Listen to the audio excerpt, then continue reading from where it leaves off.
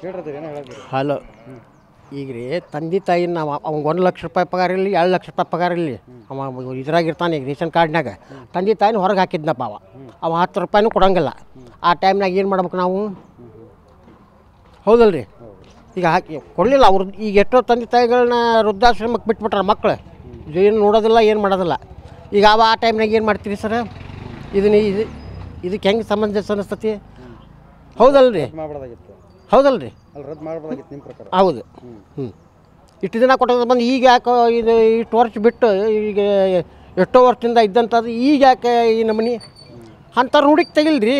ಎಂಥರ fake ಇದ್ದಾರನ್ನು ಹುಡುಕಿ ತೆಗಿಲಿ, ಬೇಡ ಅನ್ನಂಗಿಲ್ಲ. ಹೌದಲ್ಲ? ಅದಕ್ಕೆ ಒಪ್ಕೊಂತೇವೆ, ಸಮಂಜಸದು.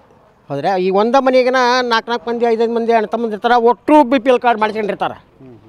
ಅವಂದ ಬೇರೆ ಅವ್ರದ ಬೇರೆ ಅಂತ. ಕೆಲವು ಮಂದಿ ಅಂಥದ್ದೇ ಅಂತ ಮಾಡ್ಸ್ಕೊಂಡಾರ 30-35 kg ಅಕ್ಕಿನೂ ತೊಗೊತಾರೆ. ಹೌದಲ್ರಿ?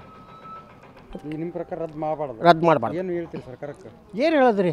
ಅವ್ರು ತಿಳಿದವ್ರು ಅದಾರ, ಇಂಥ ಹೊಲಸು ಕೆಲಸ ಮಾಡ್ಕೊಂತ ಹೊಂಟಾರ, ತಿಳ್ಕೊಬೇಕು ಅವರು.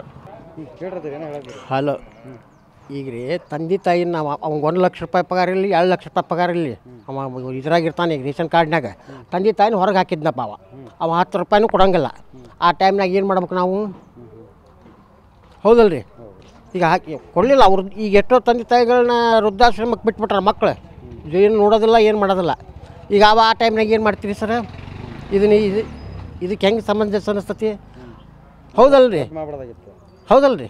ರದ್ದು ಮಾಡಬಹುದಾಗಿತ್ತು ನಿಮ್ಮ ಪ್ರಕಾರ? ಹೌದು.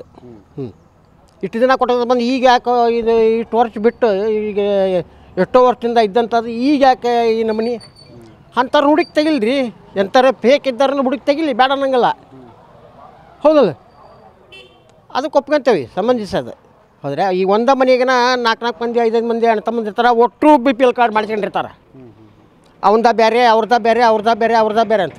ಕೆಲವು ಮಂದಿ ಅಂಥದ್ದೇ ಅಂತ ಮಾಡ್ಸ್ಕೊಂಡಾರ 30-35 kg ಅಕ್ಕಿನೂ ತೊಗೊತಾರೆ. ಹೌದಲ್ರಿ? ನಿಮ್ಮ ಪ್ರಕಾರ ರದ್ದು ಮಾಡಬಾರ್ದು. ಏನು ಹೇಳ್ತೀರಿ ಸರ್ಕಾರಕ್ಕೆ?